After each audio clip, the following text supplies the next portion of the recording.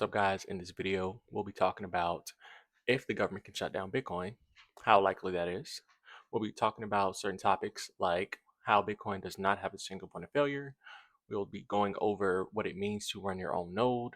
We will also talk about Bitcoin's decentralization and security, and we'll wrap it up talking about some real life examples of governments trying to ban Bitcoin or certain attacks on the Bitcoin network that have failed.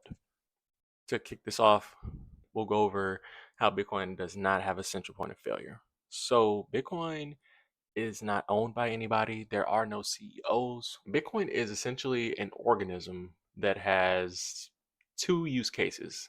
And the first is its monetary system, and the other is that it is an actual living network, a living and growing network at that, right? And so Bitcoin can be used as money, as we all know. It can be used as a medium of exchange and also a store of value. And Bitcoin is also a network, meaning that it has nodes that are in communication with one another to route data as well as monetary payments and things of that nature, right? So it's Bitcoin is completely different from the current system that we're in. For one, our system is centralized, and essentially, centralization means that the rulers or higher up officials control the current system that we're in, right? And that is from a top down sort of approach. So all of the people from the top benefit solely, right? No one else does. Only the people at the top benefit from a centralized system, whereas the people at the bottom do not benefit from that system, as we can see today, right? Bitcoin works in the complete opposite way. So Bitcoin is a decentralized system, meaning that it operates from a bottoms up sort of approach, meaning that the masses or people in general control what goes on in the system, or we all have to agree on things to work or to get done for the system to prosper and to grow. Um, and so that's how Bitcoin works. Like we at the bottom, us people, the masses, have the power and control. Right? That's essentially how Bitcoin works, and this is shown to be true because since Bitcoin's inception, everybody in the world had the chance to buy Bitcoin, right? Maybe you didn't know about it in 2009 as soon as Satoshi and a certain group of people were on an email list. Maybe you didn't know about it, but after, Bitcoin started growing and people started talking about it more, everybody had the sole opportunity to buy Bitcoin. How is Bitcoin decentralized? In terms of decentralization, when speaking about Bitcoin, just means that the people, the masses, have the most control over what goes on with this new monetary system, right? We have control over what we choose to do in this system with our money, etc. That's what decentralization means. Now, how does Bitcoin stay decentralized and secure? Because somebody could pose the question of, okay, well, what if the government tries to come in and somehow, some way centralize Bitcoin, right? Well, if the government were to do this, they'd have to generate X amount of miners. I don't know how many miners this would be. Like, you guys can probably Google this, but it would probably be like some unfathomable number of miners to essentially destroy the Bitcoin network, right? So what they would do is, well, this is how miners work. Miners work like this. A miner builds a block, right? So a miner builds a block. And how it builds a block is every transaction that goes on every 10 minutes within the Bitcoin network, people are moving Bitcoin. And so a miner's job is to put those transactions into a block. That's how transactions get moved. So if I were to send you one Bitcoin, right, that transaction in the back end that you don't see goes through a miner. And that miner looks at that transaction, it charges you a fee to move it, right? The higher the fee, the higher of a chance your Bitcoin has to be moved into the next block, because every 10 minutes there will be a block made. So if you pay a lower fee, then your block will take longer to your transaction will take longer to move, essentially, right? So if the government were to try to somehow use miners to destroy the network, they have to use 51%. It's called a 51% attack. They'd have to use 51% of the energy of the hashing power on the entire Bitcoin network to essentially control what transactions will be moved in the Bitcoin network, right? And so that's just the first part, right?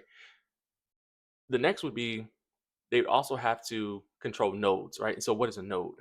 A node is essentially how a node is essentially what keeps miners in check, right? So nodes ensure that miners are placing legitimate transactions in the blocks, right? So say for example, somebody tried to send one Bitcoin to somebody, but then they said, "Hey, I want to take this Bitcoin back and make it seem like I sent the Bitcoin, but in reality, I kept it." So try to do what is called like a double spend attack, right? So they send like a fake Bitcoin, but they keep their real Bitcoin or whatever, something like that. Or they send two Bitcoin, but in reality, it doesn't. They didn't really send two Bitcoin. They already had the two Bitcoin, right? So that's called a double spend attack. And so what would happen is that they would send this and the nodes they would send it and then like the rest of the nodes on the Bitcoin network would look at it and be like, well, you never sent your one Bitcoin or your two Bitcoin, so this is a fake transaction, we are not going to honor this, so it would never get seen by any other nodes if it's not validated by another node or a certain amount of nodes, right? So all the nodes on the entire Bitcoin network have to agree that this transaction is legitimate. The way that the government could do this is if they were to control or if they were to get um, probably 51% of the nodes on the network as well. So they have to get the miners and the nodes on the same page, or they have to get a certain amount of miners and nodes in order to destroy the Bitcoin network, right? And the chances of that happening are very unlikely because one, miners are incentivized to stay truthful based off of the block reward, right? So miners have to, so essentially if a miner is caught essentially by nodes not being faithful to placing legitimate transactions in blocks, they do not receive the reward of 3.125 Bitcoin, right? So there's the catch. So essentially for them, it wouldn't make sense to do that. One, because it'd be too expensive. And then two, you're missing out on getting more Bitcoin, right? So why would they do that? So miners, for one, a lot of miners out there wouldn't agree with doing that because it doesn't make sense for them. They're already spending all this money on electricity, so they want to get their money back, right? So they wouldn't agree to do that. I'm not saying they wouldn't, but I mean, I'm not going to spend my money to try to hack Bitcoin when I'm already spending thousands of dollars trying to get more Bitcoin. You know, like it doesn't make sense. So one, they'd have to do that. And then as far as like nodes goes, a lot of nodes aren't actually even on the internet from some research that I've done. So you'd have to essentially find every single node on the entire globe. And mind you, there are nodes not just ran in America. There are nodes ran in America, China, Russia, Japan, parts of Africa, everywhere. They're everywhere. So you have to go door to door everywhere, shutting down these nodes, right? And not even to mention, there are nodes that run in outer space. So the chances of that happening are very, very unlikely, very slim. Um, so how, like, who can run a node, right? Who runs a node? Anybody can run a node. I can run a node. You can run a node. Your neighbor can run a node. Whoever. Nodes are essentially what make up the Bitcoin network, right? Like I told you, they validate transactions. So if you send Bitcoin to your mom or your dad or your grandma or whoever, right? Your friend, your bestie. If you send Bitcoin to somebody and you use a public node, you are relying on somebody's server or somebody's node to validate your transaction, essentially, right? So that is not seen as something that you want to do in the Bitcoin space. What you really want to do is run your own node. And so there are a lot of different ways to do this. Some of the best are, and essentially running your own node is just downloading the software. There are a couple different ones out there. Everybody's favorite right now is Bitcoin Knots. There's some stuff going on in the Bitcoin space over which node software to run because some people are agreeing that arbitrary data should be used on the Bitcoin blockchain instead of monetary data, or not instead of monetary data, but they're saying that it's this whole argument that I'm not going to get into. But essentially, there are a couple of different software that you can run: Bitcoin Knots, Bitcoin Core, and a couple of other ones, right? And you can download it on your PC, but it is a pretty substantial amount of storage. it's about 500 gigs to run it. So I would recommend purchasing something like a Start 9. Start 9 is essentially just a mini PC, and it you can run it's a node. It runs Start OS, which is the software, and then from there it has a lot of Bitcoin tools that you can run up there, like Bitcoin Knots, Bitcoin Core. You can run a lot of different Lightning tools up there. You can run some Bitcoin wallet software up there. A lot of other different things up there. Their motto is like sovereign computing, so they're trying to get like sovereign computing back to the individual and away from like centralized things like cloud computing and overall government centralization, centralized control, right?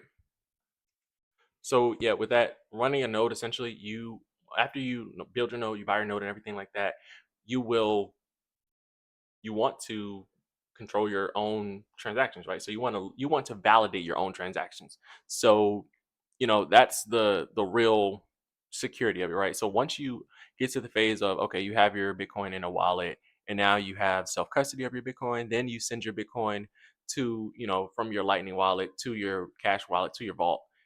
Now you're getting into like real like sovereignty, right? So now you really have control over your own money because you you are the only one that can see your transactions and where they go because you're running your own node and you're validating that, right?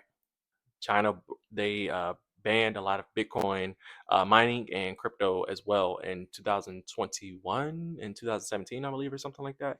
And so, yeah, a lot of mining shifted. Miners were being mined in China. And so, what happened to the Bitcoin network when this happened? Nothing. Absolutely nothing. Bitcoin didn't blink twice. It kept doing its thing. So yeah, a lot of people would have been like, "Oh, like what about the hash rate?" The hash rate did go down, obviously, because and hash rate is essentially the rate of electricity or hashing being done on the Bitcoin network, right? So there were a lot of miners that were shut down in China, and so what happened was those miners essentially moved from China to other locations like America, parts of Africa, wherever, right? And the Bitcoin hash rate recovered in less than 6 months. There are even like recently, the IMF is trying to ban countries like El Salvador from buying and purchasing Bitcoin because they see it as a risk for the country, right? And what's happening right now? Uh, their president Bukele is buying Bitcoin still as we speak. The IMF is like, "Hey, dude, stop fucking buying Bitcoin," and he's like, "Fuck you guys, I'm still buying Bitcoin." And so why are governments trying to stop Bitcoin? It's because they want to centralize it, right? And they can't centralize it. So what do? They try to ban it. But now it's getting to the point to where you can't ban it anymore. You have to bend the knee and sort of coexist with it and just go from there. There is no full on government stoppage of Bitcoin. And there probably never will be. I mean, I'm not saying that it's impossible, but it is very unlikely.